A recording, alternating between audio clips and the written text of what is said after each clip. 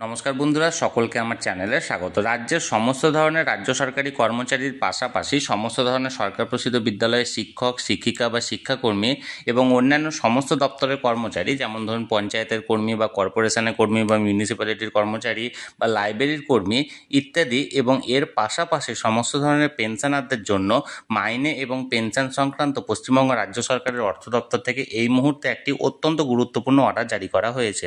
কি সেই অর্ডারে কি বলা হয়েছে সকল কিছু আজকের ভিডিওতে বিস্তারিতভাবে আলোচনা করব। ভিডিওটি সকল ধরনের সরকারি কর্মচারী এবং পেনশনারদের জন্য অত্যন্ত গুরুত্বপূর্ণ, তাই প্রথম থেকে শেষ পর্যন্ত অবশ্যই ধৈর্য সহকারে দেখবেন এবং ভালো লেগে থাকলে অবশ্যই একটি লাইক করবেন এবং সকলের সঙ্গে শেয়ার করবেন। আর সেই সাথে এই চ্যানেলে যদি প্রথমবার হয়ে থাকেন এই রকমের ইনফরমেটিভ ভিডিও আরও দেখার জন্য, যারা এখনও পর্যন্ত এই চ্যানেলটিকে সাবস্ক্রাইব করেননি তারা অবশ্যই চ্যানেলটিকে সাবস্ক্রাইব করে নিতে ভুলবেন না।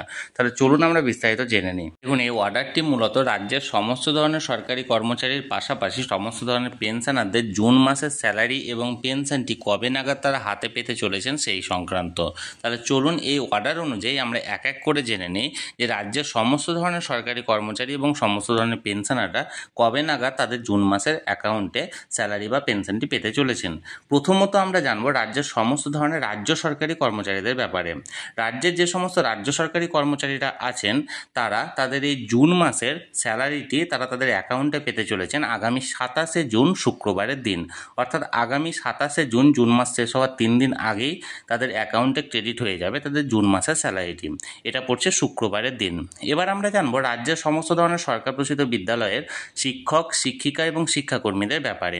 রাজ্যের সমস্ত ধরনের সরকার প্রসূত বিদ্যালয়ের শিক্ষক, শিক্ষিকা এবং শিক্ষাকর্মীরা তারা তাদের জুন মাসের স্যালারিটি পেতে চলেছেন আগামী 30শে জুন সোমবারের দিন। অর্থাৎ ঠিক তার 3 দিন পরেই তাদের অ্যাকাউন্টে ঢুকতে চলেছে তাদের জুন মাসের স্যালারিটি। এবার রাজ্যের যে সমস্ত অন্যান্য দপ্তরের কর্মচারী আছেন, যেমন ধরুন লাইব্রেরি দপ্তরের কর্মচারী বা মিউনিসিপ্যালিটি দপ্তরের কর্মচারী বা কর্পোরেশনের বা পঞ্চায়েত দপ্তরের কর্মচারীরা তারা তাদের জুন মাসের স্যালারিটি পেতে চলেছেন আগামী ওই একই দিনে, অর্থাৎ 30শে জুন সোমবারের দিন। এরপর রাজ্যের যে সমস্ত পেনশনাররা আছেন, অর্থাৎ যে সমস্ত পেনশনার বা ফ্যামিলি পেনশনার যারা আছেন তারা তাদের জুন মাসের যে পেনশনটি সেই পেনশনটি তারা তাদের অ্যাকাউন্টে পেতে চলেছেন আগামী 1 জুলাই মঙ্গলবারের দিন।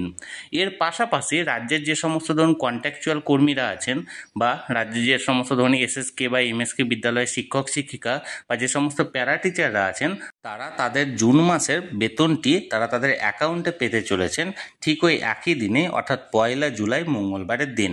এর পাশাপাশি যে সমস্ত উপভোক্তারা আছেন বিভিন্ন মানবিক প্রকল্পের, অর্থাৎ সরকারি মানবিক প্রকল্প, যেমন ধরুন লক্ষ্মীর ভাণ্ডার প্রকল্প বা বিধবা ভাতা প্রকল্প বা বার্ধক্য ভাতা প্রকল্প ইত্যাদি প্রকল্পে যে সমস্ত উপভোক্তারা আছেন তারা জেলা ওয়াইজ তাদের অ্যাকাউন্টে ক্রেডিট হতে চলেছে আগামী 3রা জুলাই থেকে 8ই জুলাইয়ের মধ্যে তাদের উপভোক্তা বাবদ জুন মাসে প্রাপ্য অর্থটি ক্রেডিট হয়ে যাবে।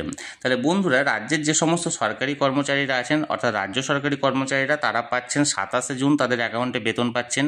সমস্ত ধরনের সরকার প্রসূত বিদ্যালয়ের শিক্ষক, শিক্ষিকা বা শিক্ষাকর্মী এবং অন্যান্য দপ্তরে যে সমস্ত কর্মীরা আছেন তারা পাচ্ছেন 30শে জুন সোমবারের দিন।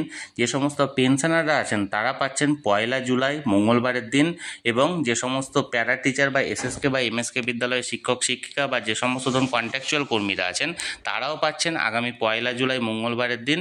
এবং যে সমস্ত ধরুন উপভোক্তারা আছেন অর্থাৎ বিভিন্ন মানবিক প্রকল্পের তারা পাচ্ছেন আগামী 3রা জুলাই থেকে 8ই জুলাইয়ের মধ্যবর্তী সময়ে।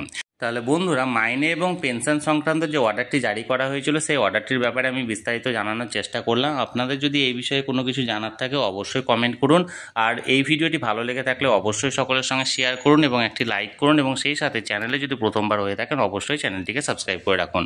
ধন্যবাদ, দেখা হচ্ছে পরের ভিডিওতে।